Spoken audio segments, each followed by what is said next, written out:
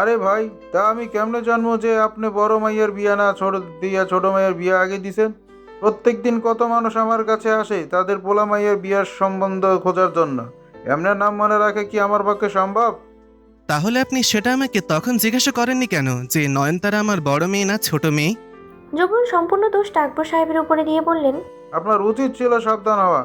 আমার কাজ শুধু পাত্রপাত্রী খোঁজাই, এত কিছু যাচাই করা না।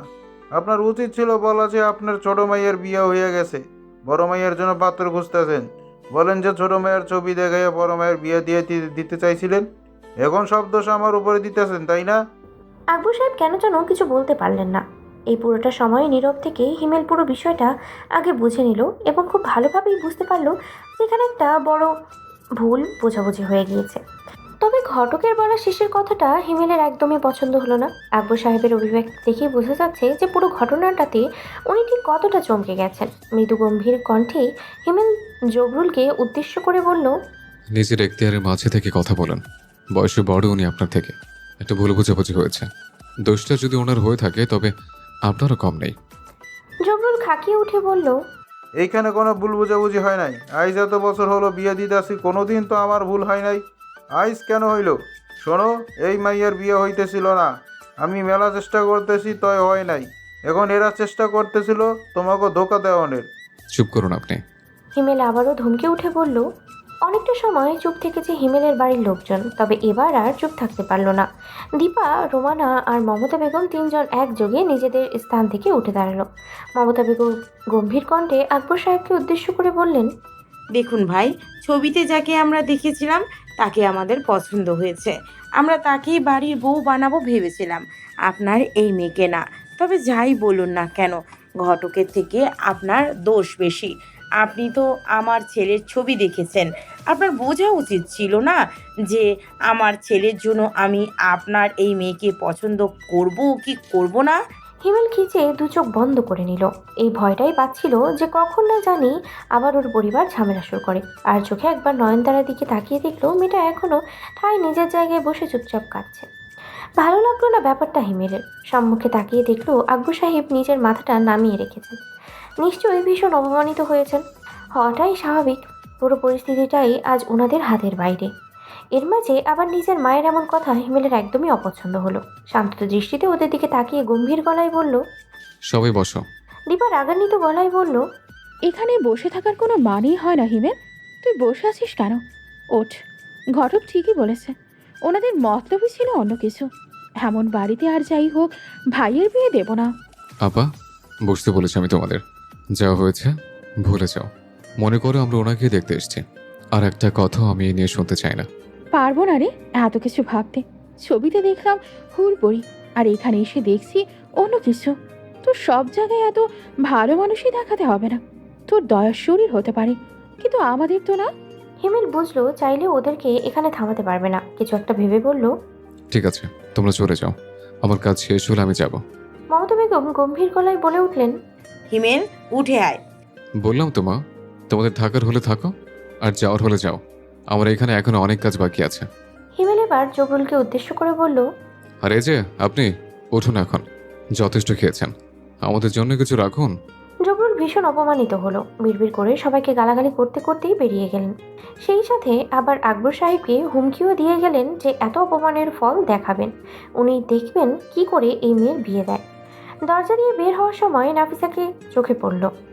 এই তো উনি খুঁজে পেয়েছেন ছবির মেয়েকে। এদিকে ঘটককে নিজের দিকে এভাবে তাকাতে দেখে নাফিসার একটু অস্বস্তি হলো। ওনার দৃষ্টি থেকে মনে হচ্ছে বোধহয় এর আগে কখনো কোনো মেয়ে মানুষই দেখেননি। তবে পরক্ষণেই নাফিসার মনে হলো হয়তো মেয়ে দেখেছে, তবে ওর মতো সুন্দরী মেয়ে দেখেনি। কথাটা ভাবতেই নিজের ওপর একটু গর্ববোধই হলো। জবরুল সাহেব হিমেলের বাড়ির লোকজনকে নাফিসার দিকে ইশারা করে দেখিয়ে বলল, আরে আরে, এই তো আপনাদের পছন্দের পাত্রী। আরে মা, তুমি কোথায় ছিলে? দেখো, তোমার জন্য এখানে কত বড় কাণ্ড ঘটে গেল।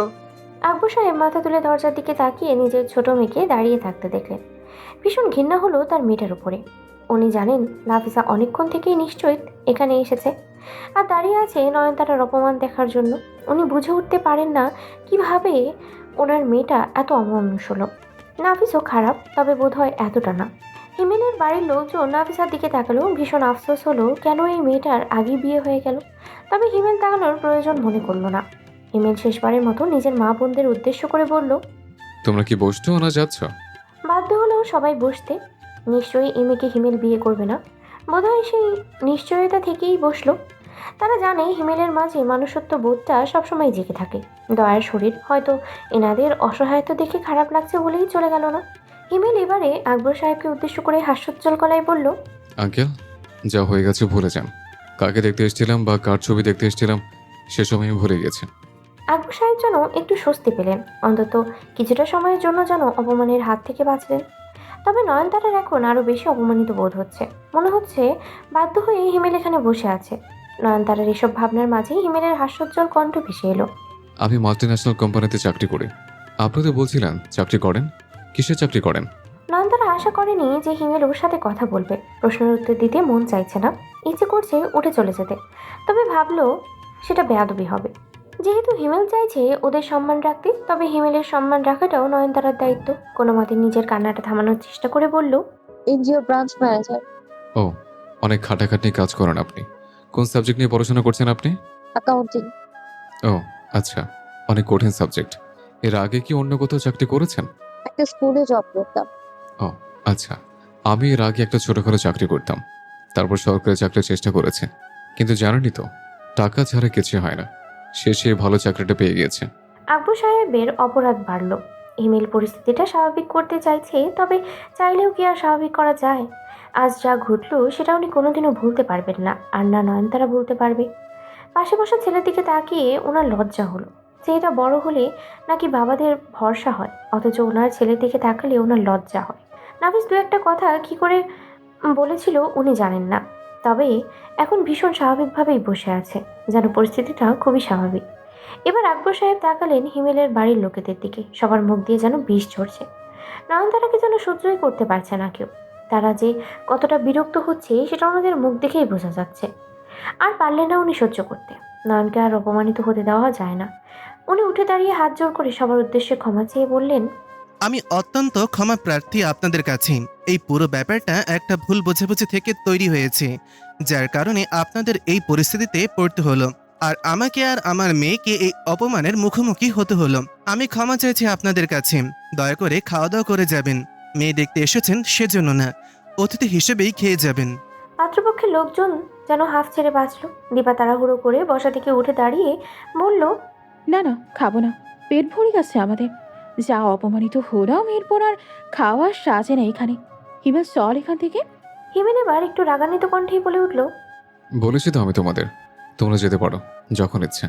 বারবার আমায় ডাকছো কেন? আমাকে কি ছোট বাচ্চা মনে হয় যে তোমরা আমাকে টেনে নিয়ে যাবে? অদ্ভুত আচরণ করো। দীপা ভীষণ অপমানিত হলো। তবে এবারে আর এখানে থাকা যায় না, সত্যিই বেরিয়ে গেল। ওর পিছনে পিছনে একে একে রোমানা, হাসান আর শেষে মমতা বেগমও বেরিয়ে গেলেন। নয়নতারা এবার উঠে চলে গেল।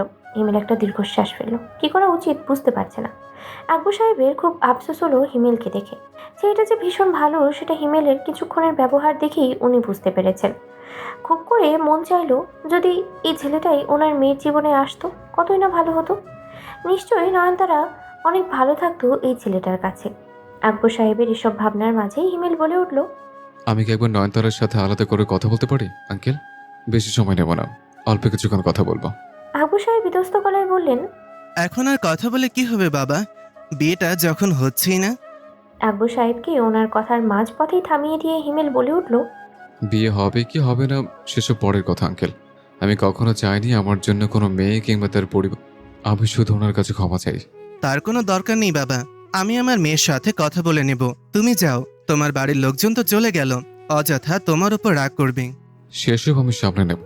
আপনি শুধু বলুন ওনার সাথে কথা বলা যাবে কিনা। 5 মিনিট সময় নেব। অনিচ্ছা সত্ত্বেও আকবর সাহেব মাথা নাড়িয়ে সায় জানালেন।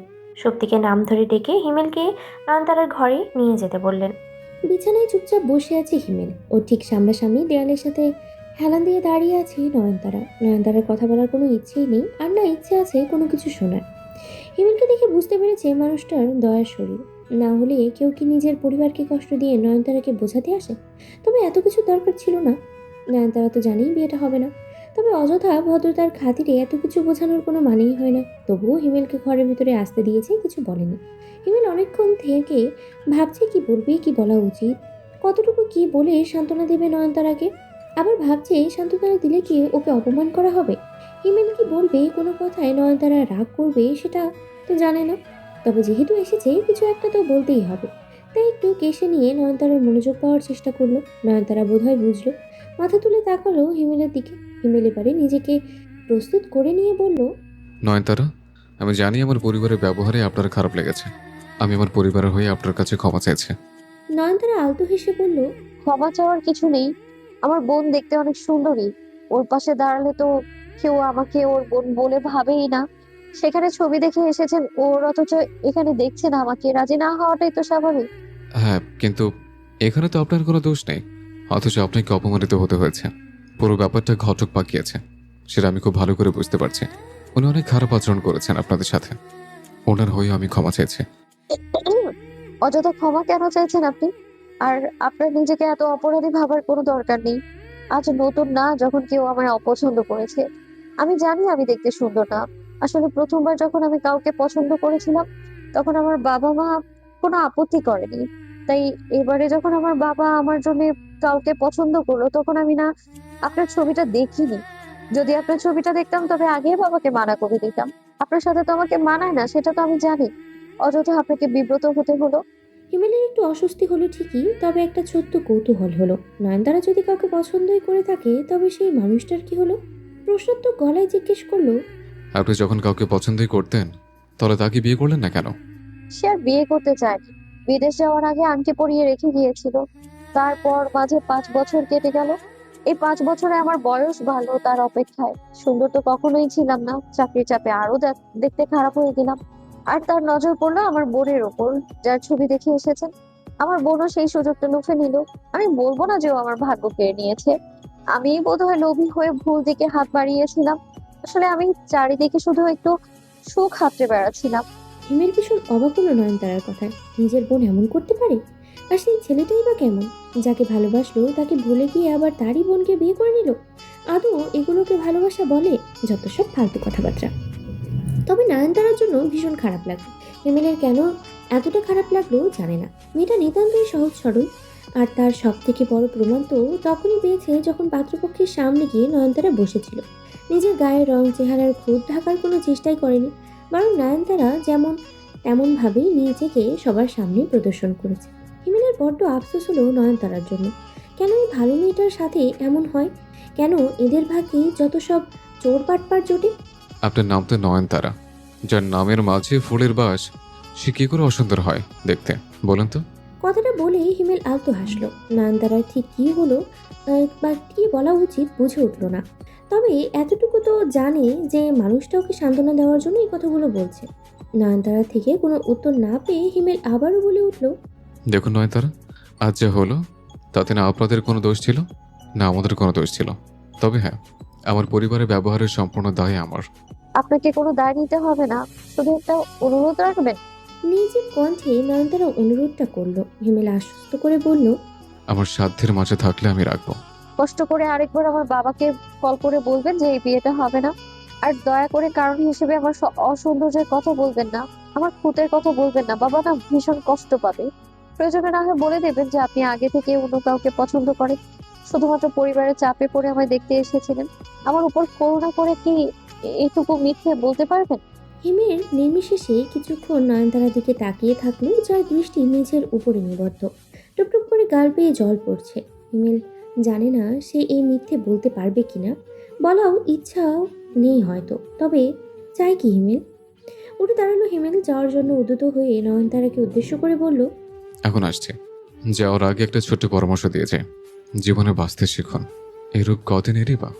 রূপ যে কদিনেরই হোক না কেন, তবু সবার প্রয়োজন রূপেরই। আর বাঁচতে বলছেন?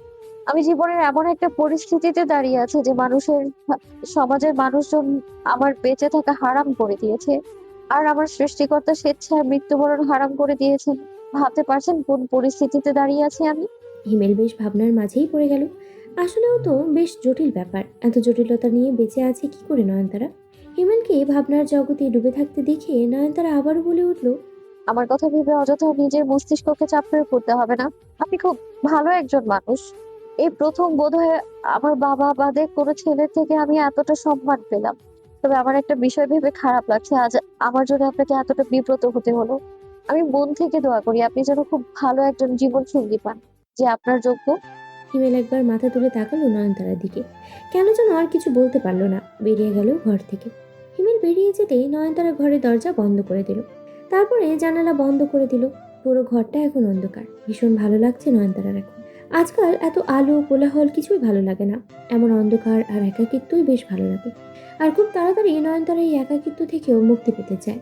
নিজের ঘরে বসে নীরবে কাঁদছে নয়নতারা। বাইরে থেকে মারুফার চেঁচামেচির আওয়াজ পাওয়া যাচ্ছে। সবাই জানে এই বিয়েটাও হবে না, তবে তার সবটুকু রাগ গিয়ে পড়ল নয়নতারার উপর। সামনে যা মুখে আসছে তাই বলে গালাগালি করছে। সবার এত এত অবহেলা, এত অপমান পেতে পেতে নয়নতারার আজকাল ক্লান্ত লাগে। নিজের কাছে নিজেকেই বড্ড নীচ বলে মনে হয়, কুৎসিত মনে হয়। নিজেকে ঘৃণা করতে ইচ্ছে করে। নিশ্চয়ই নয়নতারা দেখতে খুবই জঘন্য, না হলে কি আর সবাই এমন করে ওর সাথে? ড্রয়িং রুমে সোফায় বসে তখনও আহাজারি করছে মারুফা, আর নানানভাবে নয়নতারাকে গালাগালি করছে। নয়নতারা সেসব শুনেও শুনল না, বুঝেও বুঝলো না। সোজা নিজের বাবার ঘরে গেল, দরজা দিয়ে ভিতরে উকি দিতেই দেখলো ঘরটা অন্ধকার। কিন্তু এই সময় তো আকবর সাহেব ঘরটা অন্ধকার করে রাখে না, এই সময় তিনি টিভিতে খবর দেখেন। তবে আজকে তার ব্যতিক্রম হলো কেন? শরীরটা কি তাহলে খারাপ করলো? নয়নতারা ঘরের ভিতরে এসে অন্ধকার হাতড়ে লাইটটা জ্বালালো। তবে আকবর সাহেব বোধহয় ঘরের আলোর উপস্থিতি ঠিকঠাক লক্ষ্য করেননি তখনও। চোখের উপরে হাত দিয়ে শুয়ে আছে। নয়নতারা একবার বাবা বলে ডাকতেই তিনি হাতটা সরালেন। সামনে নয়নতারাকে দেখে দাঁড়িয়ে থাকতে দেখে উনি বসে হাস্যোজ্জ্বল গলায় বললেন, আরে মা, তুমি কখন এসেছো? এসো, বাবার পাশে বসো। নয়নতারা গিয়ে চুপচাপ আকবর সাহেবের পাশে বসলো।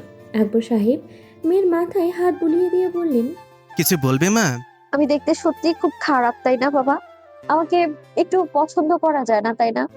কথাটা বলতে নয়নতারার কষ্ট হলো, আকবর সাহেবেরও কষ্ট হলো। বুকটা মোচড় দিয়ে উঠল। তবে সেই কষ্টটা মেয়ের থেকে আড়াল করে হাসার চেষ্টা করে বললেন, একদমই না। তুমি তো হলে আমার মা, আর মায়েরা কি কখনো খারাপ হয়? আমার চোখে আমার মেয়ে খুব সুন্দর।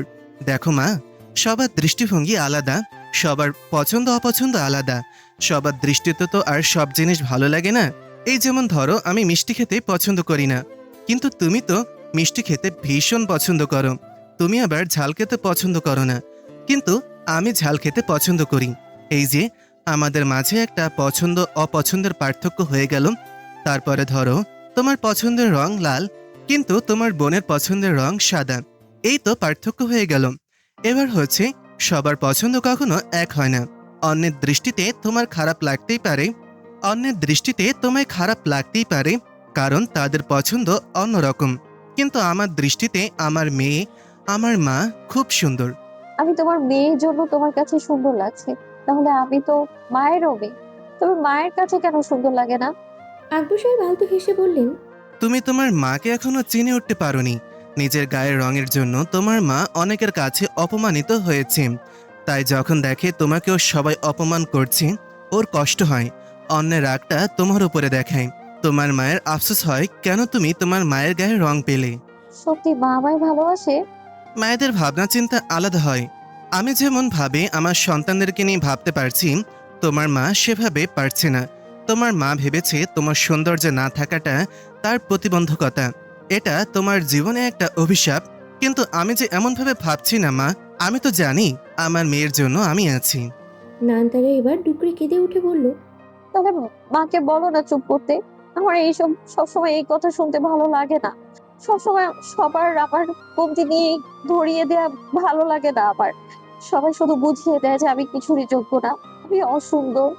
সবাই সব সময় কষ্ট দেয় আমায়, অপমান করে। মাও একই কাজটা করে। তুমি মাকে গিয়ে চুপ করতে বলো না বাবা। আকবর সাহেব মেয়েকে আগলে নিলেন, মাথায় হাত বুলিয়ে সান্ত্বনা দিয়ে বললেন, মায়ের কথায় কষ্ট পেও না। মায়েদের ভালোবাসার ভাষা বাবাদের থেকে আলাদা হয়। তোমার মা তোমাকে বকেছেন তোমার কথা চিন্তা করে। জানি ওর ভালোবাসার ধরনটা হয়তো ঠিক না, কিন্তু তোমার কথা ভেবে তোমাকে ভালোবেসে এমনটা করেছে। কষ্ট পেও না, আর বেশি ভেবো না, বাবা আছে তো। নয়নতারার কান্নার বেগ একটু কমে এলো। সেই সাথে একটু আগেই যে কাজটা করতে যাচ্ছিল সেটা ভেবে অপরাধ বোধ হলো। নয়নতারা কি করে এতটা স্বার্থপরের মতো সে কাজটা করতে যাচ্ছিল? আর কারো কথা না হোক, অন্তত নিজের বাবার কথা তো ভাবা উচিত ছিল। নয়নতারা আকবর সাহেবের বুক থেকে মাথাটা উঠিয়ে ছলো ছলো দৃষ্টিতে ওনার দিকে তাকিয়ে অপরাধী কণ্ঠে বলল, বাবা, আমি না একটু আগে একটা ভুল করতে যাচ্ছিলাম। আকবর সাহেব প্রশ্নোত্তর গলায় জিজ্ঞেস করলেন। কি ভুল মা? নয়নতারা কেন যেন কথাটা বলতে ভীষণ ভয় করছে। কে জানে আকবর সাহেব কথাটা শোনার পর তার অভিব্যক্তি কেমন হবে, রেগে যাবে নাকি ভীষণ কষ্ট পাবে, শরীর তো খারাপ করতে পারে। নয়নতারাকে চুপ করে থাকতে দেখে আকবর সাহেব তাড়া দিয়ে বলে উঠলেন। কি হলো বলো? আমি মায়ের ঘুমের ওষুধ দিয়ে গিয়েছিলাম। আমি এক কথা ওষুধ একেবারে খেতে নিয়ে ধরেছিলাম। আকবর সাহেব আঁতকে উঠলেন, আতঙ্কিত গলায় বললেন। তুমি খেয়েছো? না, কি ভেবে যেন খেতে পারলাম না। শুধু মনে হলো এত তাড়াতাড়ি মরার জন্য তো এতদিন এত কষ্ট করিনি। ছোটবেলা থেকেই তো সবার কত কথা শুনেছি, তবু কখনো মনে হয়নি যে আমি বাঁচতে চাই না। তবে জানো তো বাবা, আজকাল আর এইসব সহ্য করতে পারি না। সব মানুষেরই সহ্যের একটা সীমা থাকে, তাই না? আকবর সাহেব আবারও দুহাত জড়িয়ে নিলেন মেয়েকে। কিছুক্ষণ চুপচাপ মাথায় হাত বুলিয়ে দিলেন, তারপর হঠাৎ করেই ডুকরে কেঁদে উঠে বললেন। তুমি কার কাছে কতটা প্রিয় সেটা আমি জানি না নয়ন, তবে তুমি আমার কাছে ভীষণ প্রিয়। তুমি আমার বড় মেয়ে, আমার বাড়ির প্রথম রহমত। তোমার বাবা তোমায় খুব ভালোবাসে। আর কখনো এমন কিছু করতে যেও না। বিয়ে জীবনের সব কিছুই না। তুমি নিজেই নিজের খরচ চালাতে পারো, এমনটাও না যে তুমি আমার ঘাড়ের বোঝা। আকবর সাহেব আপাতত আশ্বস্ত হলেন ঠিকই, তবে মনের মাঝে ভয়টা থেকেই গেল। কে জানে ভবিষ্যতে আরও কেমন পরিস্থিতিতে পড়তে হবে নয়নতারাকে। তখন যদি নয়নতারা আবারও এরকম ভুল কোনো সিদ্ধান্ত নিয়ে নেয়। আকবর সাহেব মারুফা কিংবা নয়নতারা কারোরই রাতের খাবার খাওয়া হলো না। তবে সত্যি আর নাফিস ঠিকই খেয়ে ঘুমিয়ে পড়ল। এসবে ওদের কি যায় আসে, 3 বেলা খাবার পেলেই হলো। মারুফা আপাতত শান্ত হয়েছে, তবে মুখ চোখে ভাবভঙ্গি থমথমে। আকবর সাহেব চুপচাপ বিছানায় শুয়ে আছেন। মারুফা এসে বেড সাইডের ড্রয়ারে হাতড়ে নিজের ঘুমের ওষুধটা খুঁজলেন, তবে পেলেন না। ব্যতিব্যস্ত গলায় আকবর সাহেবের উদ্দেশ্য বললেন। আমার ঘুমের ওষুধটা কোথায়? তোমার ওষুধের সাথে আবার মিলিয়ে ফেলোনি তো? তৎক্ষণাৎ আকবর সাহেব চোখ মেলে তাকালেন। তার মানে ঘুমের ওষুধগুলো এখনো নয়নতারার কাছেই আছে। মেয়েটা তো সেই কখন নিজের ঘরে গিয়েছে, আর তো এলো না দেখা করতে। আকবর সাহেব চিন্তা বাড়ল। শোয়া থেকে উঠে বসে চিন্তিত গলায় মারুফাকে উদ্দেশ্য করে বলল। নয়নের সাথে কথা বলে এসেছো? ঠিক আছে ও? হ্যাঁ ঠিক আছে, দুমুঠো ভাত খাইয়ে দিয়ে এলাম। আকবর সাহেব একটা স্বস্তির নিঃশ্বাস ফেলে বললেন। তোমার ঘুমের ওষুধ নয়নের কাছে, ও খাবে বলে নিয়েছিল। ও, তাহলে ওর থেকে গিয়ে নিয়ে আসি। মারুফা যেতে ধরলে আকবর সাহেব ওনাকে থামিয়ে দিয়ে বললেন। আজকে রাতটা বরং তুমি নয়নের সাথে ঘুমো মারুফা। মেয়েটার মন মেজাজ ভালো নেই, তুমি সাথে থাকলে ভালো থাকবে। আকবর সাহেবের কথার গুরুত্ব বুঝতে পারল মারুফা, তাই আর কোনো কথা না বাড়িয়ে মাথা নাড়িয়ে সায় জানিয়ে চলে গেল। আকবর সাহেব ওনাকে আর বললেন না যে নয়নতারা কেন ঘুমের ওষুধগুলো নিয়ে গিয়েছিল। যদি শোনেন যে নয়নতারা আত্মহত্যা করতে চেয়েছিল, তবে ভয় পেয়ে যেতে পারেন। দরকার নেই এসব বলার। ঘুম থেকে উঠেই হাত মুখ ধুয়ে একেবারে অফিসে যাওয়ার জন্য তৈরি হয়েই নাস্তা করার জন্য এলো হিমেল।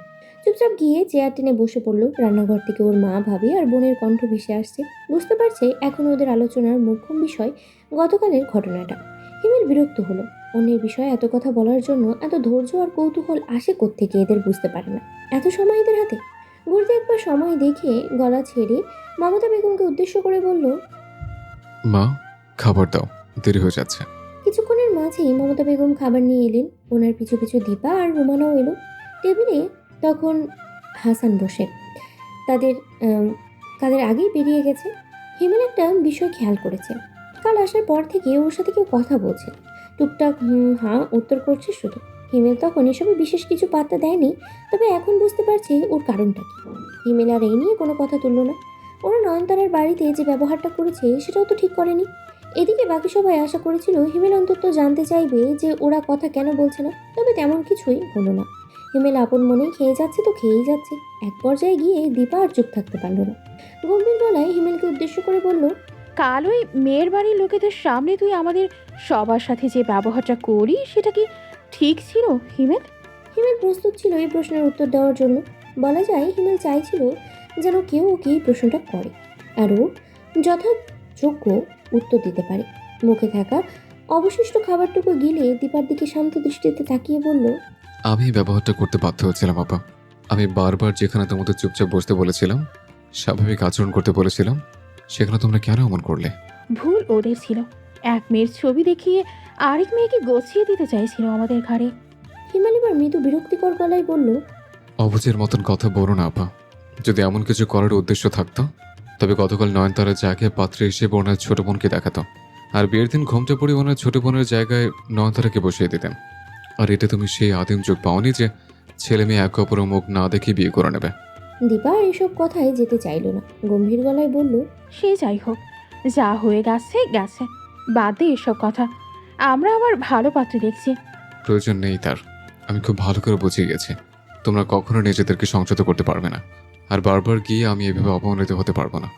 রুমানা সন্দেহী গলায় বলে উঠল, পছন্দ আছে নাকি তোমার হিমেল? এভাবে হুট করে বলে দিলে যে একদিন বিয়ে করে নিয়ে চলে আসবে।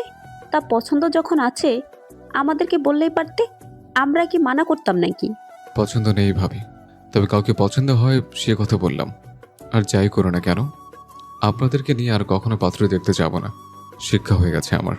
মমতা বেগম এবারে হা হুতাশ করে বলে উঠলেন, এই দিন দেখার জন্য তুমি আমায় বেঁচে রেখেছো খোদা। হ্যাঁ রে হিমেল, তোদেরকে কষ্ট করে মানুষ করে এই দাম পাচ্ছি আজ। মায়ের পছন্দ ছাড়াই তুই বিয়ে করে বউ নিয়ে চলে আসবি। হিমেলের কেন যেন এখন ভীষণ কান্না পাচ্ছে। কি একটা বাজে পরিস্থিতির মাঝে ফেসে গেছে এমন এক পরিবার।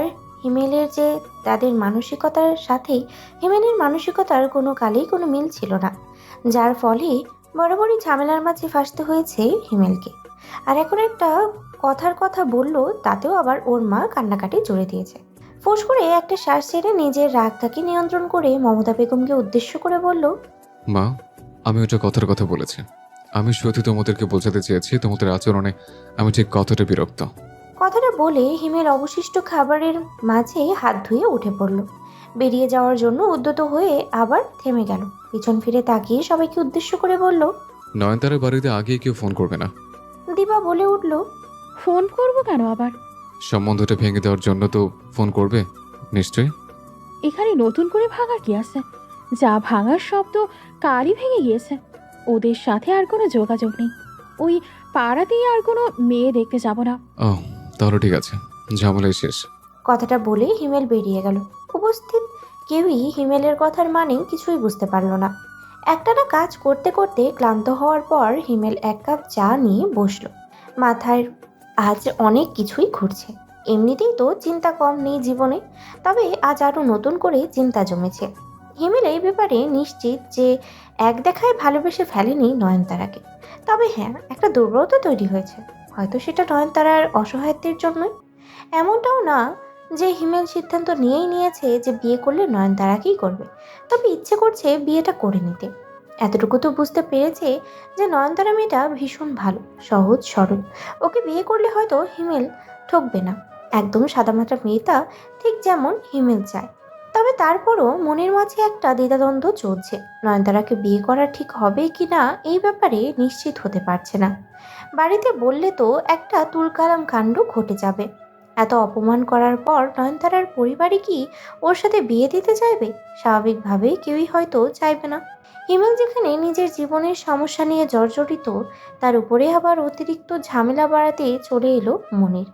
ওকে দেখেই হিমেলের মন মেজাজ আরও বেশি চটে গেল। মনিরকে কেন যেন সহ্যই করতে পারছে না। মনিরের মাঝে দুইবার ফোন করলে হিমেল সরাসরি বলে দিয়েছে যে ও আর ওকে সহ্য করতে পারছে না, কোনো রকমে যোগাযোগ করার যেন চেষ্টা না করে। তবে মনির নির্লজ্জ। কলেজ জীবন থেকে দুজনের বন্ধুত্ব, আর বরাবরই মনির নির্লজ্জ হিসেবে প্রমাণিত হয়েছে। মনিরের কিছু কর্মকাণ্ডের জন্য যে হিমেল কতবার ওর সাথে বন্ধুত্ব ভাঙার চেষ্টা করেছে, তবে সফল হয়ে উঠতে পারেনি। সে এটা বারবার নিজের আত্মসম্মানের তোয়াক্কা না করেই হিমেলের হাত পা ধরে বন্ধুত্বটা আবার ঠিক করে নেওয়ার জন্য আকুতি মিনতি জানিয়েছে। শেষে বাধ্য হয়েই বারবার হিমেলও মানিয়ে নিয়েছে মনিরের অনুরোধ, সাড়া দিয়েছে। তবে এবার মনিরের অপরাধটা ছোটখাটো না। মনিরকে আগেই কিছু বলার সুযোগ না দিয়ে হিমেল সাবধানী গলায় বলে উঠল, একদম নিজের বউয়ের নামে নিন্দা করবি না আমার কাছে। যদি তুই সত্যিকারের পুরুষ মানুষ হয়ে থাকিস মনির, তবে নিজের বউয়ের দোষগুলো লুকিয়ে রাখার চেষ্টা করবে। এইভাবে জনে জনে বলে বাড়াবি না। মনির এবার পড়ে গেল মহা ঝামেলায়। সত্যি তো নিজের বইয়ের নিন্দাই করতে এসেছিল, কিন্তু এখানে তো হিমেলের পুরুষত্ব নিয়ে প্রশ্ন তুলল। এখন যদি বলে তবে কি সত্যি আর মনির পুরুষ থাকবে না? মানে হিমেল কি আর ওকে পুরুষ ভাববে না? বোকা বোকা কণ্ঠেই বলল, হিমেল, যদি আমি সত্যি আমার বউয়ের নামে কিছু বলি, তবে কি তোর নজরে আমি আর পুরুষ থাকবো না? হিমেলের এখন ইচ্ছে করলো মনিরকে 2 হাতে তুলে এই 5 তলা থেকে একদম সোজা নিচে ফেলে দিতে। তাহলে সব ঝামেলা একেবারেই শেষ হয়ে যাবে। একই তো মাথায় আগুন জ্বলছে, তার উপরে উটকো ঝামেলা। হিমেলের থেকে কোনো উত্তর না পেয়ে মনির অনুরোধের স্বরে বলল, একটু শোন না আমার কথা, কিছু একটু সমাধান করে দে না ভাই, না হলে আজ বাড়িতে গেলে একটা জ্বর উঠবে। অনেক কষ্টে হিমেল নিজের রাগটা নিয়ন্ত্রণ করে যথাসম্ভব শান্ত গলায় বলল। কি হয়েছে? হিমেলের থেকে সাড়া পেয়ে মনিরকে দেখে মনে হলো এখন কেঁদে ফেলবে খুশিতে। কাঁদো কাঁদো গলায় বলল, ভাই শোন না, আমার ছোট শালিকে পাত্রপক্ষ দেখতে আসবে। তোর বউই তো ছোট, তবে তোর শালীর বয়স কত? ক্লাস 10-এ পড়ে। আর এখন এর বিয়ে দিয়ে দিবে? সিরিয়াসলি? এক মেয়ের বিয়ে দিয়ে ওদের শিক্ষা হয়নি। ভাই, এরা কোত্থেকে আসে? তুই কিছু বলতে পারছিস না ওদের? মনির মিনমিনে কণ্ঠে বলল, আমি কি বলবো, মা বলেছে আমি যেন এই বিষয়ে কোনো কথা না বলি। হিমেল এবার শব্দ করে হেসে উঠে বলল। আচ্ছা ঠিক আছে, তারপর বলো। মনির আবারও বলা শুরু করলো, তো আমি যেহেতু ওই বাড়ির বড় জামাই, তাই আমার শ্বশুর আমাকে কল করে বলেছে আমি যেন যাই। আমার বউ তো যাওয়ার জন্য এক পায়ে রাজি। তো এখন কথা হচ্ছে ওই দিনই আমার বোন আর দুলাভাই আসবে। মা তো হুকুম করে বলে দিয়েছে আমি যেন না যাই। এদিকে বউ ঘরে এসে দেখি কান্না জুটে দিয়েছে। মাকে মানা করার ক্ষমতা আমার নেই। বউ তো আপাতত ধমক দিয়ে চুপ করিয়েছি, কিন্তু আমি জানি ও আবার কান্নাকাটি শুরু করবে, মাথা খারাপ করে দেবে আমার। তোর নিজের বড় বোন আর দুলাভাই? হ্যাঁ। আমি যতদূর জানি ওরা তো এই শহরেই থাকে, তাই না? নাকি পৃথিবী ছেড়ে অন্য কোথাও বাস করা শুরু করে দিয়েছে? মনে হয় একবার ওরাও তোদের বাড়ি আসতে পারবে, তাই না? আর কখনো আসবে না, আজই প্রথম হয়তো আসছে। মানে এইবার যদি তুই ওদের সাথে দেখা করতে না পারিস আর কখনো সে সুযোগ পাবি না, তাই তো? আরে না না, তেমন কোনো ব্যাপার না। আপাতত মাসে 2-1 বার আসেই। দুলাভাই ওই 2-3 মাসে একবার করে আসে। আর পৃথিবী ছেড়ে অন্য কোথাও যেতে যাবে কেন? তোকে নিয়ে গিয়েছিলাম না একবার আপার বাসায়, ওখানেই থাকে এখনো। তাহলে তুই একদিন না থাকলে কি হবে? আরে বুঝিস না কেন, দুলাভাই বাড়ির জামাই, আমি না থাকলে কেমন একটা অসম্মান করা হয়ে যায় না? আর তাছাড়া মা বলেছে না যেতে, মাকে কি করে না করি। আর ভাবিকে না করা যায় খুব সহজে, তাই না? তোর শ্বশুর যে তোকে কল করে যেতে বলেছে তাকে খুব সহজে অপমান করা যায়, তাই না?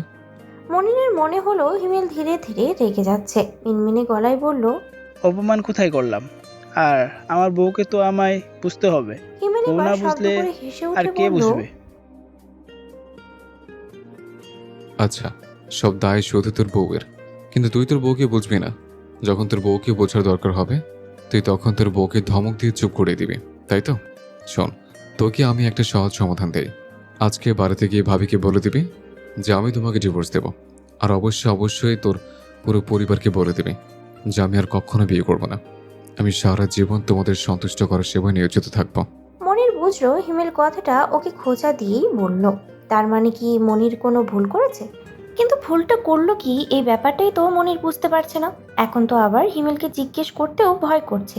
এবার কিছু জিজ্ঞেস করলে নিঘাত মার খাবে, আর অফিসে এত মানুষের সামনে মার খেলে সম্মানের 12টা বেজেই যাবে। অনেক ভাবনা চিন্তার পর মনিরের মনে হলো কোনো কিছু না বলাই বোধহয় সব থেকে ভালো হবে। চুপচাপ চলে যেতে নিলেই পেছন থেকে হিমেল ডেকে উঠল। মনির ভয় পেল, ভাবলো এবার নিশ্চয়ই ঝাড়ি খাবে হিমেলের হাতে।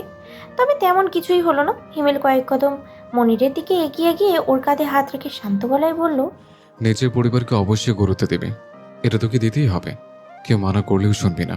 তবে একটা কথা মনে রাখিস, মনের তোর দুটো পরিবার। তোর কি মনে হয় তোর শ্বশুর এমনি এমনি তোকে যেতে বলেছে? ওনাদের কি তোর উপর কোনো আশা নেই? তোর কি কোনো দায়িত্ব নেই ওই বাড়ির প্রতি? তোর বোন প্রত্যেক মাসে আসে, তোর দুলাভাই কয়েক মাস পর পর আসে, তাদের সাথে তোর নিয়মিত যোগাযোগ আছে। অথচ কোনো উপলক্ষ ছাড়া তারা তোর বাড়িতে আসছে, তাও তুই কোথাও যেতে পারবি না। অথচ ভাবির বোনকে পাত্রপক্ষ দেখতে আসছে, বিয়ের কথাও পাকা করবে হয়তো। ভাবির যেতে চাওয়ার ইচ্ছেটা কি অযৌক্তিক? মনির বোধহয় একটু হলেও নিজের ভুলটা উপলব্ধি করতে পারলো। তবে ওই যে আটকে আছে একটা কথাতেই, মাকে কি করে না করবে। মানলাম তোর কথা, কিন্তু মাকে কি করে না করব? মাকে বললে তো রেগে যাবে, ওদিকে আপাও কষ্ট পাবে। ভাবিও কষ্ট পাচ্ছে, ভাবির পরিবারও কষ্ট পাবে। মেয়ের জামাই মানে সে পরিবারের কাছে আরেকজন ছেলে। ছেলের দায়িত্ব কতটুকু সেটা নিশ্চয় খুব ভালো করে জানিস তুই। জানি তোর দ্বারা অত দায়িত্ব পালন হবে না, তবে একটু কিছু তো পালন কর। তুই গিয়ে না হয় থাকলে অন্তত ভাবিকে গিয়ে রেখে ওনাদেরকে ভালোভাবে বুঝিয়ে বলে আয় যে তোর পক্ষে থাকা সম্ভব না। তুই মায়ের বাধ্য ছেলে, তুই মায়ের মুখের উপর না করতে পারবি না। অন্তত ওরা বুঝতে পারবে যে তুই কোনো ঝামেলার মাঝে আছিস, কিন্তু এভাবে না গিয়ে ওনাদেরকে অপমান করিস না। কথাটা বলেই হিমেল চলে গেল। মনির সেখানে অনেকক্ষণ দাঁড়িয়ে রইল চুপচাপ। অনেক কিছু উপলব্ধি করতে পারল। ঠিক বলেছে হিমেল, মনির বোধ হয় একজনকে সম্মান দিতে গিয়ে অন্যজনকে অসম্মান করে ফেলেছে। সত্যি তো ওর বউ কত আশা করে বসেছিল, কত দায়িত্ব ছিল। তবে এখনই চূড়ান্ত কোনো সিদ্ধান্ত নিতে পারল না মনির। আরেকটু ভাবতে হবে, আরেকটু সাহস জোগাতে হবে নিজের মাকে কিছু কথা বলার জন্য। হ্যালো, জবরুল চাচা বলছেন?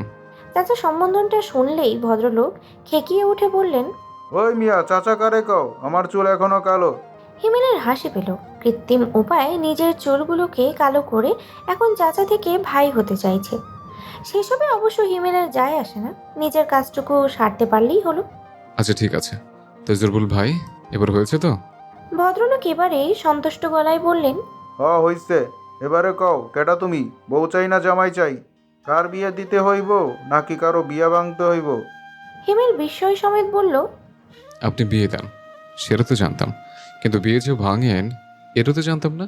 জবরুল সাহেব এবারে বেশ গর্বের সাথে বললেন, আরে, আমার চেনা জানা মেলা উকিল আছে, অগরে কাছে নিয়ে গেলেই তাড়াতাড়ি তালাক হইয়া যাইব।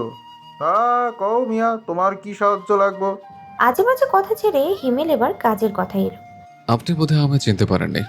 আমি হিমেল। 2 দিন আগে আপনার সাথে এক জায়গায় পাত্র দেখতে গিয়েছিলাম। মেয়ের নাম নয়নতারা, বাবা আকবর আহমেদ। জবরুল মস্তিষ্কে একটু জোর দিল মনে করার জন্য। খুব বেশি সময় লাগলো না মনে করতে। মনে হতেই রাগে তিরিং বিরিং করে উঠে বললেন, মনে পড়ছে। আরে আর কইও না, সব দোষ ওই মাইয়ার বাপের। সুন্দরী মাইয়ার ছবি দেখায় কালা মাইয়ারে চালায় দিতে চাইছিল, তার উপরে আবার আমারে করে অপমান। আমিও দেখুম ওই মাইয়ার বিয়া হয় কেমনে। এমন খবর সরামো না, বিদেশ থেকে ওই মাইয়ার জন্য পাত্র জুড়াইতে পারবো না ওর বাপ। আপনার এত কথা শুনে আমার কাজ নেই, ওনার বাবার নাম্বারটা দিন। জবরুল ভ্রুকুচকে বললেন, কেন? আমার দরকার আছে তাই। না না, এর নাম্বার তো আমি দিব না তোমারে। ওই মাইয়ার তো আমি বিয়া হইতেই দিব না। সেই দিনই তোমার ভাবসাব আমার ভালো লাগে নাই। হিমেল এবার একটু গম্ভীর গলায় বলল, বারে চেনি আমি ওদের, শুধু সময়ের অভাবে যেতে পারছি না। নম্বর দেবেন নাকি দেবেন না? বললাম তো দিব না, ওই মাইয়ার বিয়ে হইতে দিব না আমি। আমি কিন্তু আপনার ঠিকানাও জানি, জানেন তো। ভার্সিটি লাইফে মারপিট করার জন্য আমার খুব নাম ডাক ছিল। এখনও সে বন্ধুদের সাথে খুব ভালো সম্পর্ক। গা হাত পায়ে জং ধরে গেছে। ভাবছি আবার মারপিট শুরু করব, আর সূচনা করব আপনাকে দিয়ে। জবরুল ভয় পেলেন না? এমনটা না, ভয় তো ঠিকই পেলেন। জোয়ান ছেলে, বলা যায় না সত্যি মেরে দিতে পারে। তাছাড়া হিমেলের তেজ উনি নিজেও দেখেছেন এর আগে। তবে এত তাড়াতাড়ি দমে গেলে তো চলবে না, একটু তো ওনাকেও তেজ দেখাতে হবে। এই শ্যামরা, কারে ভয় দেখাও তুমি? আমি হইলাম গিয়া জবরুল। বিয়া দেওয়ানের থেকে বিয়া ভাঙ্গা সব পারি আমি। আর আমি তোর মতন মানুষদের হাত পা খুব ভালোভাবে ভাঙতে পারি। শেষবার মতন বলছি, নাম্বার দিবি কি দিবি না? আমার কিন্তু ওরা নাম্বার পেতে একটু সময় লাগবে না। তবে তুই কিভাবে আমার হাত থেকে বাঁচবি সেটা মনে রাখিস। আমি কিন্তু পুলিশের কাছে যাবো। তোর যেই বাপের কাছে যাওয়ার ইচ্ছে সেই বাপের কাছে যা। আমাকে জেলে তুলবি তোল। ও যে বললাম না, আমার বন্ধুরা আছে। তোর বাড়ির সামনে বিশাল বটগাছটা আছে না, রাতে ঘুমাবি, সকালে উঠে দেখবি ওখানে ঝুলে আছিস। নাম্বার দে শালা। শেষের কথাটায় ফোনের এপাশ থেকে জবরুল কেঁপে উঠল। এবারে প্রচণ্ড ভয় পেয়েছে। নাম্বার না দিয়ে মনে হয় আর কোনো উপায় নেই। তবে কণ্ঠের তেজটা কমালেন না, ঝাঁঝালো গলাতেই বললেন, দিতাছি। তবে ভাইব না তোমারে ভয় পাইয়া নাম্বার দিলাম, মাইয়ের প্রতি দয়া হলো তাই দিলাম।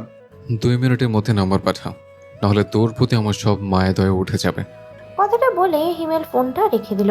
2 মিনিটও অপেক্ষা করতে হলো না। 1 মিনিটের মধ্যেই ওর ফোনে জবরুলের নম্বর থেকে মেসেজ এলো।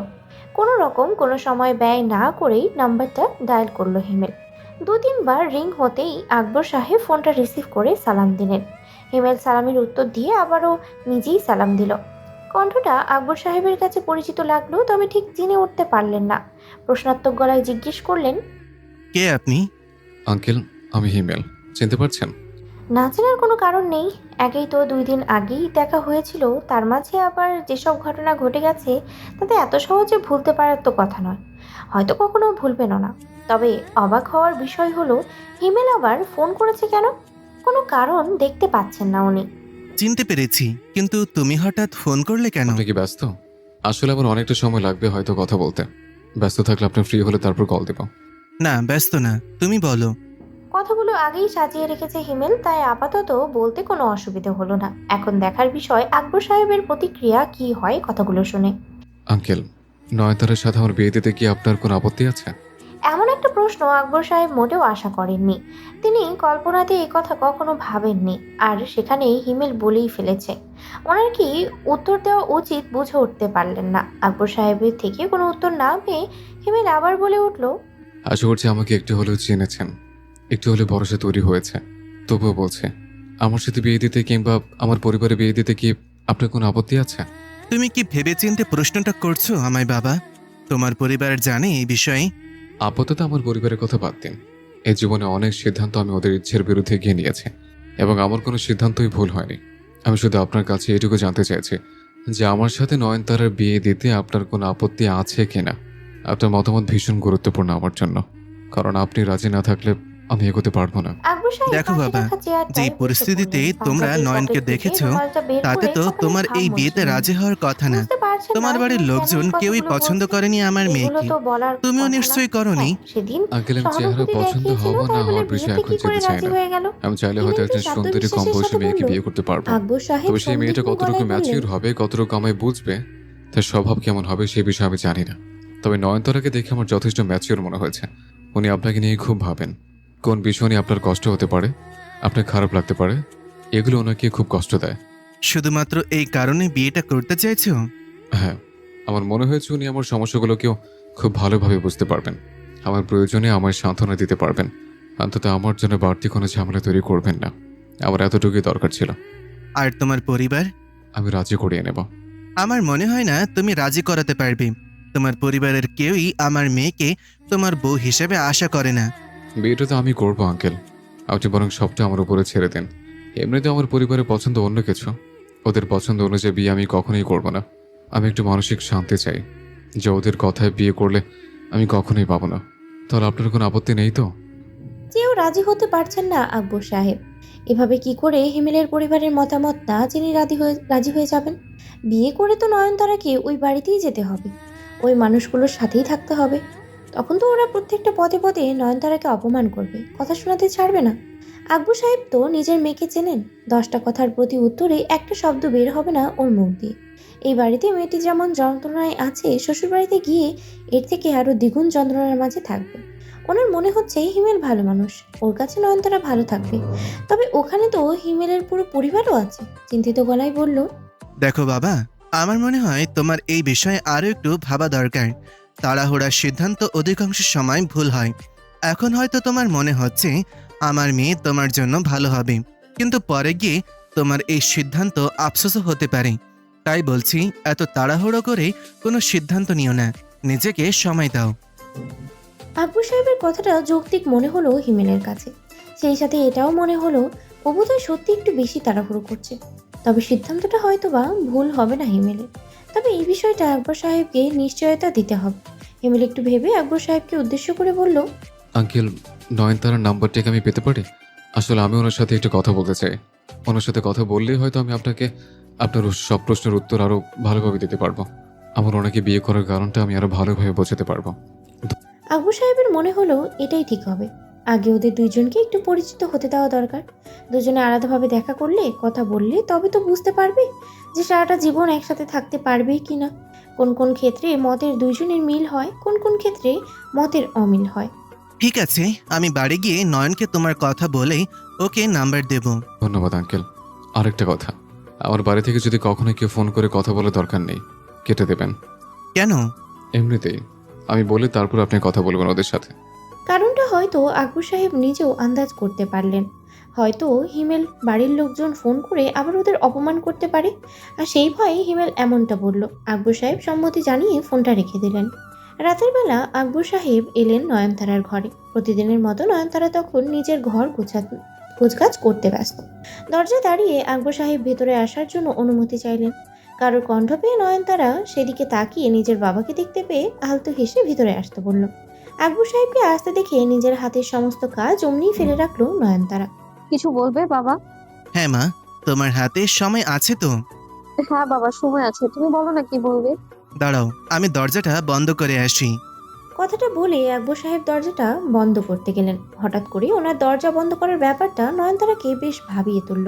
কি এমন কথা বলবে যে দরজা বন্ধ করতে হলো? আকবর সাহেব দরজাটা বন্ধ করে দিয়ে এসে নিজের বিছানায় বসে নয়নতারাকে পাশে বসতে ইশারা করলেন। নয়নতারা পাশে বসলো। আগে আগে প্রশ্ন করে অপর পাশের মানুষটাকে বিব্রত করে তোলার স্বভাব নয়নতারার নেই। সে বরাবরই ধৈর্যশীল মানুষ, তাই এখনো ধৈর্য ধরে অপেক্ষা করলো আকবর সাহেবের কিছু বলার। বেশ অনেকটা সময় মৌনতা অবলম্বন করার পর আকবর সাহেব দৃষ্টি তুলে নয়নতারার দিকে তাকিয়ে বললেন, হিমেল তোমার সাথে দেখা করতে চাই। হিমেল মানে সেদিন যারা দেখতে এসেছিলেন উনি? হ্যাঁ। তো উনি কেন আমার সাথে দেখা করতে চাইবেন? কণ্ঠে একরাশ বিস্ময় প্রকাশ পেল নয়নতারার। সত্যি তো নয়নতারার সাথে দেখা করার কোনো কারণ নেই। এই সম্পর্ক শুরু হওয়ার আগেই তো শেষ হয়ে গিয়েছে। তবে নতুন করে আবার দেখা করার কথা বলার কি দরকার? কি বাকি আছে বলার মতো যে দেখা করতে চাইছে? আকবর সাহেব একটা লম্বা শ্বাস টেনে বললেন, হিমেল তোমায় বিয়ে করতে চাই। প্রথম দফায় নয়নতারার কথাটা কোনো মতেই বিশ্বাস হলো না। এটা হতেই পারে না। হিমেল দেখতে সুদর্শন একজন ছেলে, তার মাঝে ওর পরিবার নয়নতারাকে পছন্দ করেনি। আর যেই পরিস্থিতিতে ওনারা নয়নতারাকে দেখে গিয়েছে, তারপরে আর বিয়েটা করতে চাওয়ার কোনো মানেই হয় না। নয়নতারার মনে হলো ও বোধহয় ভুল শুনল। নিশ্চিত হতেই শুধালো, বুঝলাম না বাবা, আরেকবার বলো। নয়নতারার না বোঝার কারণটা আকবর সাহেবের বুঝতে আর বাকি রইল না। তিনি বুঝে গেলেন তার মেয়ের বিশ্বাস হচ্ছে না এই কথাটা। অবশ্য বিশ্বাস না হওয়ারই কথা। উনিও তো প্রথমে বিশ্বাস করতে পারছিলেন না। প্রথমে বেশ অনেকটা সময় ভেবেছিলেন হয়তো তিনি স্বপ্ন দেখেছেন। এই সবই তার ভ্রম। তবে দীর্ঘক্ষণ কাটার পরও যখন তার ভ্রম কাটল না, তখনই তিনি বুঝতে পারলেন যে এটাই বাস্তব। আকবর সাহেব জানেন না এই বাস্তবতায় তিনি খুশি হয়েছেন নাকি হননি। তবে হ্যাঁ, চিন্তিত বটে। হিমেলের মতো ছেলে কেন হঠাৎ করে নয়নতারাকে বিয়ে করতে রাজি হয়ে গেল উনি জানেন না, তাও যেখানে পুরো পরিবার হিমেলের সিদ্ধান্তের বিরুদ্ধে। হিমেল তোমায় বিয়ে করতে চাই। এটা কোনো মতেই সম্ভব না বাবা, কি বলছো তুমি এসব? দেখো মা, আমি বুঝতে পেরেছি তোমার অবিশ্বাস করাটাই স্বাভাবিক। আমারও বিশ্বাস হচ্ছিল না। তবে এতটুকু তো সেদিন বুঝেছো যে হিমেল ছেলেটা ভালো। কাউকে অসম্মান করা অন্তত ওর স্বভাবই নেই। আমি জানি না ও কেন এই সিদ্ধান্তটা নিয়েছে ওর পুরো পরিবারের মতের বিরুদ্ধে গিয়ে। তবে সত্যি ও তোমায় বিয়ে করতে চাই। আমার থেকে তোমার মতামতটা ও শুধু জানতে চেয়েছে। ওর পুরো পরিবারকে রাজি করানোর দায়িত্ব ও নিজেই নিয়েছে। নয়নতারার মাথাটা ভনভন করে ঘুরে উঠল। মাথার উপরে ফ্যান চলছে, তাও ঘেমে উঠল।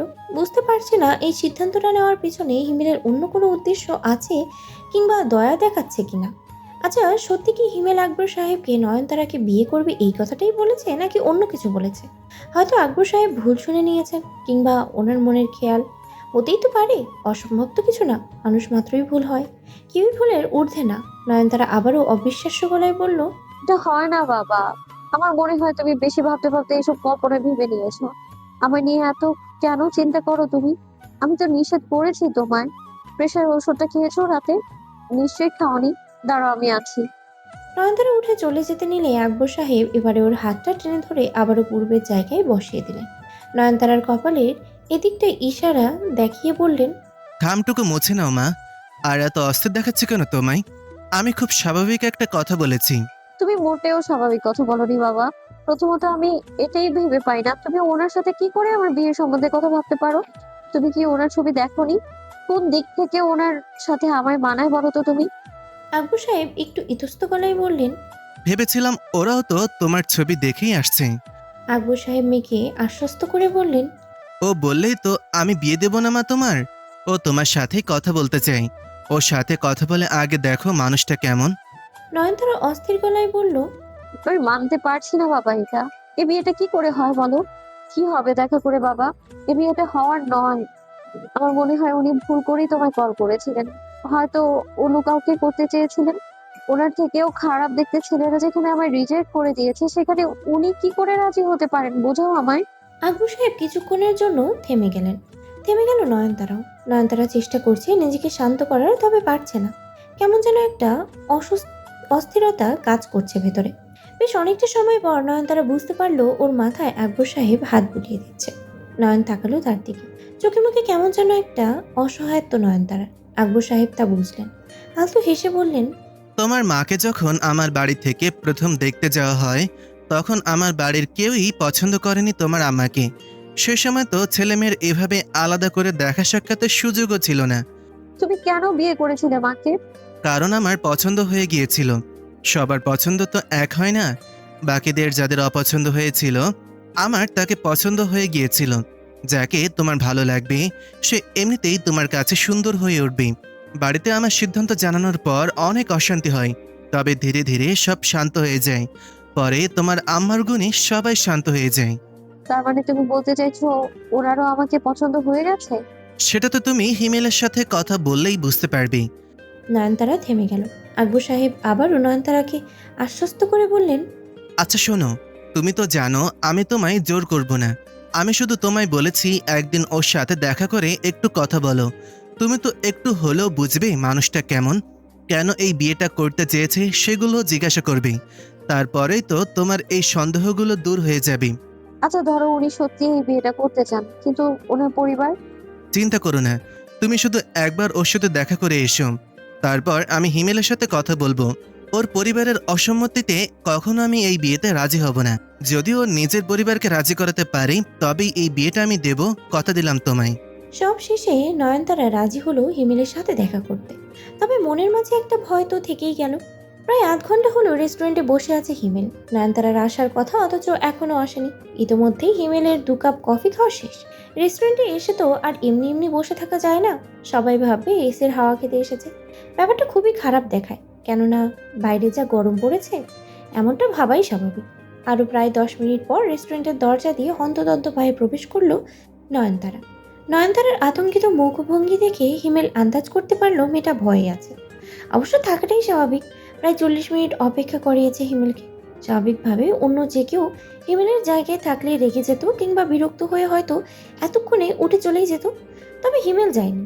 হিমেল যায়নি, নয়নতারা চাকরি করে, আর নিশ্চয়ই সেই জন্যই দেরি হয়েছে। এখানে রাগ করার কোনো প্রশ্নই আসে না। ইচ্ছে করে তো আর কেউ বসিয়ে রাখবে না। নয়নতারা এদিকে ওদিকে তাকিয়ে হিমেলকে খোঁজার চেষ্টা করছে। তাদেরকে হিমেল হাত উঠিয়ে নয়নতারাকে ওর দিকে আসতে ইশারা করলো। ইশারা পেতে নয়নতারা গুটি গুটি পায়ে সেদিকে এগিয়ে এসে অপরাধী গলায় বলল, আপনাকে অনেকক্ষণ বসিয়ে রেখেছি জানি।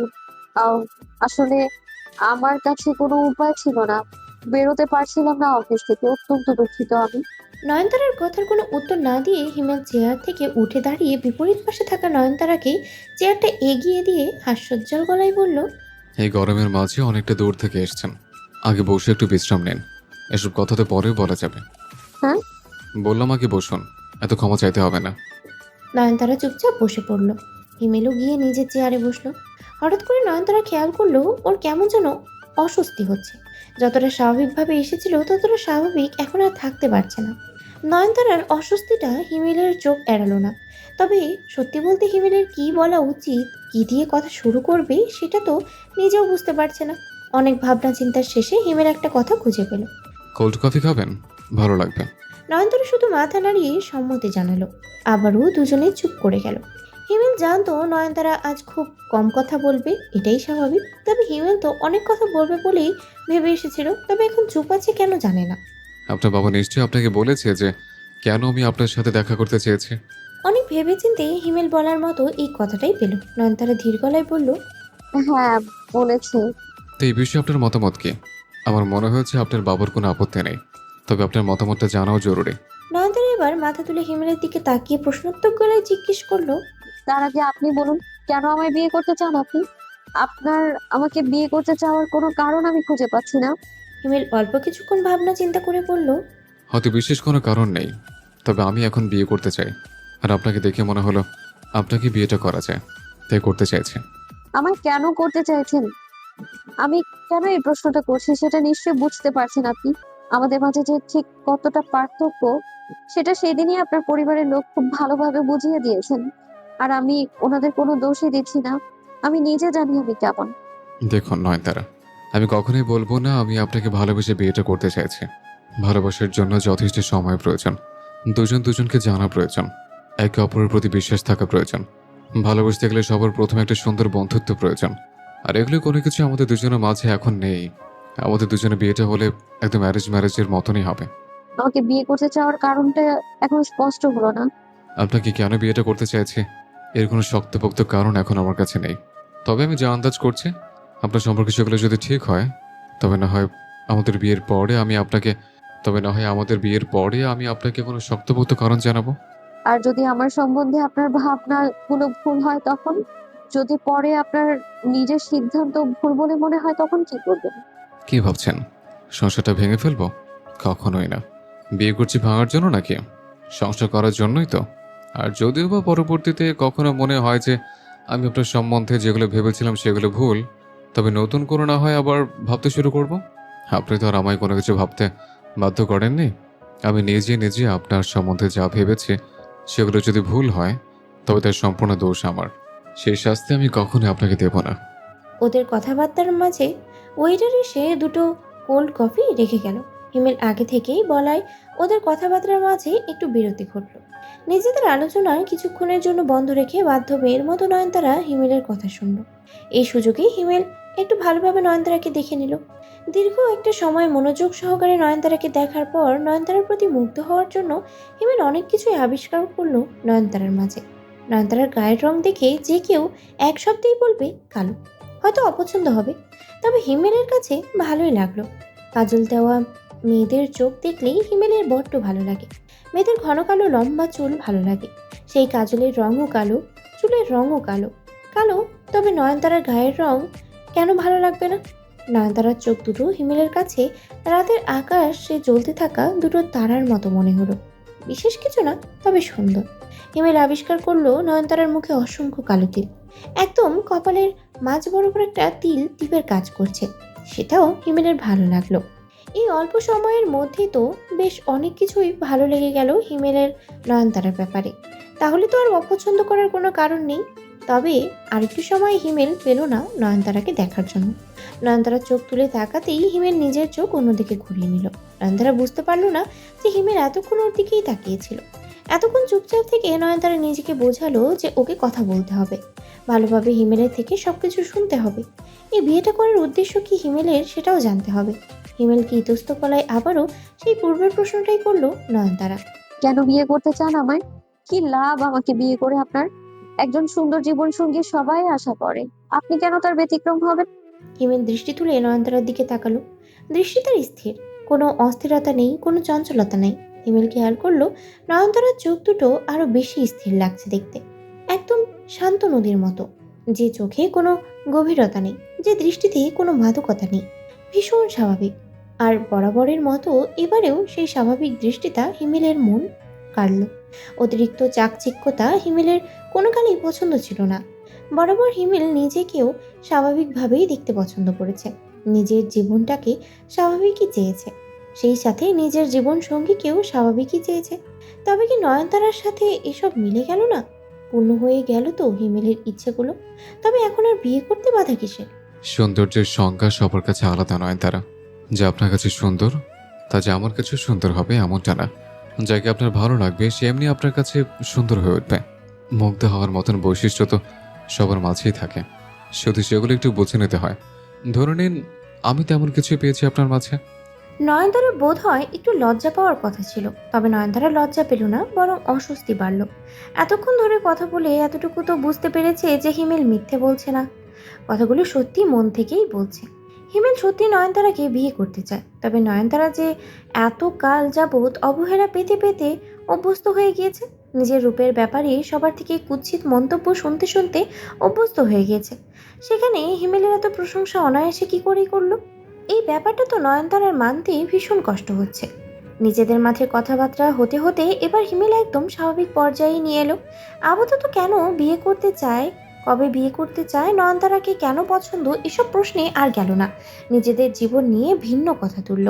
কে কি করতে পছন্দ করে, কে কি করে নিজের জীবনে এত দূর অবধি এলো, কার জীবনে কতটা সংগ্রাম ছিল, সেসব নিয়ে কথা হলো। কথা বলতে বলতে এক পর্যায়ে গিয়ে নয়নতারার অস্বস্তিও কেটে গেল। মনে হলো এই মানুষটার সঙ্গে নিঃসন্দেহে ঘন্টার পর ঘন্টা গল্প করে কাটিয়ে দেওয়া যায়, যার কোনো প্রশ্নেই কখনো নয়নতারার কোনো অস্বস্তি হবে না, যে কখনো নয়নতারাকে উদ্দেশ্য করে অসম্মানজনক কোনো কথা বলবে না, যার কাছে নয়নতারার সম্মান গুরুত্বপূর্ণ। এক পর্যায়ে নয়নতারার মনে পড়ল নিজের প্রমোশনের কথা। খুব শীঘ্রই প্রমোশন পেতে চলেছে নয়নতারা। উচ্ছ্বসিত গলায় হিমেলকে বলল, খুব তাড়াতাড়ি আমি প্রমোশন পেতে চলেছি। বাবার পরে এই খবরটা আপনাকেই প্রথম দিলাম, তো চলুন না আজ আপনাকে ট্রিট দিই আমি। আপনিও তো অফিস থেকে এসেছেন, আমিও অফিস থেকে এসেছি। আমার তো প্রচন্ড ক্ষুধা পেয়েছে। নিশ্চয়ই আপনারও ক্ষুধা লেগেছে। হিমেলের যদিও খিদে পায়নি, কেননা দুপুরে খেয়ে এসেছে, তারপরেও নয়নতারাকে সঙ্গ দেওয়ার জন্য বলল, আমারও প্রচণ্ড ক্ষুধা পেয়েছে, আর যেহেতু আপনি ট্রিট দেবেন তাহলে খাওয়াই যায়। তাই বলে আবার আমাকে কিপটে ভাববেন না। একদমই না। আজ বরং আপনাকে আমার পছন্দের খাবার খাওয়াই আমি। হিমেল মাথা নাড়িয়ে সায় জানালো। নয়নতারা 2 প্লেট চিকেন বিরিয়ানি অর্ডার করলো। ওদের দুজনের আরও টুকটাক কথাবার্তার মাঝে বিরিয়ানি চলে এলো। খাওয়ার মাঝে হিমেল আর চোখে একবার নয়নতারার দিকে তাকালো। এটা কি সুন্দর তৃপ্তি করে গুছিয়ে গুছিয়ে খাচ্ছে। হিমেলের মনে হলো এতটা সুন্দর করে তৃপ্তি সহকারে গুছিয়ে খেতে আজ পর্যন্ত কাউকেই দেখেনি। আর নয়নতারা সব থেকে বেশি যত্ন করে খাচ্ছে বিরিয়ানির আলুটা। আলুটা যখন শেষ হয়ে গেল তখন হিমেল খেয়াল করলো নয়নতারার মুখটা একটু চুপসে গেল, তবে খুব তাড়াতাড়ি আবার স্বাভাবিক হয়ে গেল। আলোর জন্য চুপসে গিয়েছিল নাকি অন্য কোনো কারণে সেটা হিমেল জানে না। ভাবলো কিভাবে প্রশ্ন করা যায়। একটু ভাবনা চিন্তা করে নয়নতারাকে উদ্দেশ্য করে বলল, হ্যালো বন্ধুরা, এই গল্পের পরবর্তী পর্ব খুব শীঘ্রই আমাদের চ্যানেলে আপলোড করা হবে। ততক্ষণ আমাদের চ্যানেলের অন্য কোনো গল্প এনজয় করুন। ধন্যবাদ।